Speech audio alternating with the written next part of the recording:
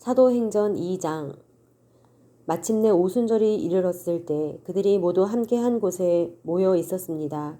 그때 하늘로부터 갑자기 급하고 강한 바람 같은 소리가 있었고 그들이 앉아있던 온 집을 가득 채웠습니다. 그리고 마치 불 같은 혀들이 갈라지는 것이 그들에게 나타나 그들 각 사람 위에 임했습니다. 그러자 모두 성령으로 충만함을 받고 성령께서 그들에게 말하게 하심을 따라 그들이 다른 방언으로 말하기 시작했습니다. 그때 세계 각 나라로부터 온 경건한 유대 사람들이 예루살렘에 머물고 있었습니다. 그런데 이런 소리가 나자 많은 사람들이 모였는데 각자 자기들의 언어로 제자들이 말하는 것을 듣고 모두 어리둥절했습니다. 그래서 그들은 놀라 이상하게 여기며 말했습니다. 보십시오. 지금 말하고 있는 이 사람들은 모두 갈릴리 사람들이 아닙니까? 그런데 우리가 각자 태어난 곳의 말로 듣고 있으니 어찌된 일입니까? 우리는 바데 사람들과 메데 사람들과 엘림 사람들이며 메소포타미아, 유대, 갑바도기아, 본도, 아시아, 부르기아, 밤빌리아, 이집트, 그리고 구레네에 가까운 리비아 지역들에 사는 사람들이며 로마로부터 온 나그네 된 유대 사람들과 유대교로 개종한 사람들이며 크레타 사람들과 아라비아 사람들인데 우리는 지금 저들이 말하고 있는 하나님의 큰 일들을 우리 각자의 말로 듣고 있습니다. 그러자 모든 사람들이 놀라 당황해 이것이 도대체 어찌된 일입니까? 하고 서로에게 말했습니다. 그러나 어떤 사람들은 그들이 새 술에 취했다라고 조롱하며 말하기도 했습니다. 그러자 베드로가 11 사도와 함께 서서 자기의 목소리를 높여 그들에게 선포했습니다. 유대 사람들과 예루살렘에 사는 모든 사람들이여, 이 일을 여러분에게 알게 하고자 하니 내 말에 귀를 기울이십시오. 지금은 오전 9시이니 여러분 생각처럼 이 사람들이 술에 취한 것이 아닙니다. 다만 이 일은 예언자 요엘을 통해 말씀하신 것입니다.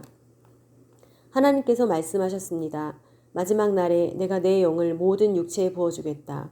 그래서 너희 아들들과 너희 딸들은 예언을 하고 너희 젊은이들은 환상을 보고 너희 나이 든 사람들은 꿈을 꿀 것이다.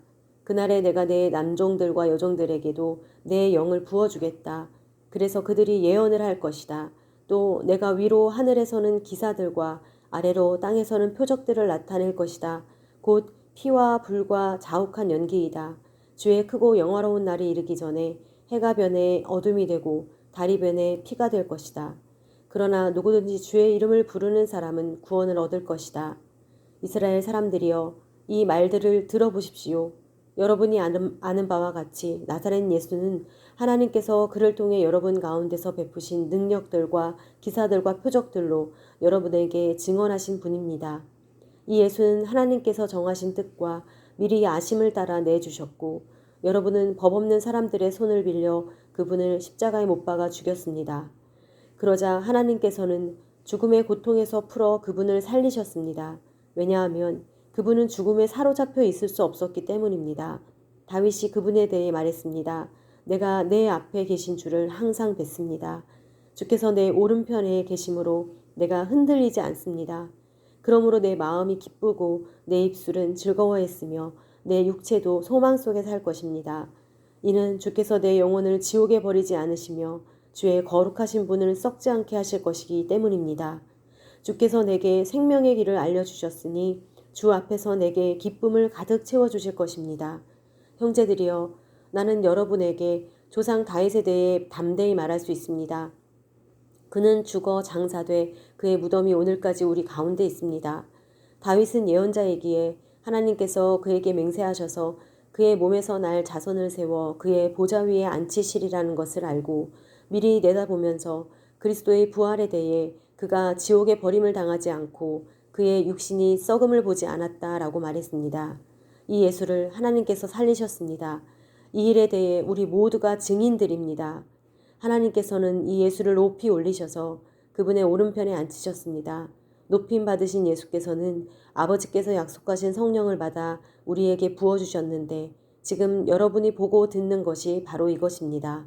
다윗은 하늘에 올라가지 못했으나 이렇게 말했습니다. 주께서 내 주께 말씀하시기를 내가 네 원수를 네 발 아래 굴복시키기까지 너는 내 오른편에 앉아 있어라 하셨습니다. 그러므로 이스라엘 모든 집은 확실하게 알아두십시오. 여러분들이 십자가에 못 박으니 예수를 하나님께서 주와 그리스도가 되게 하셨습니다.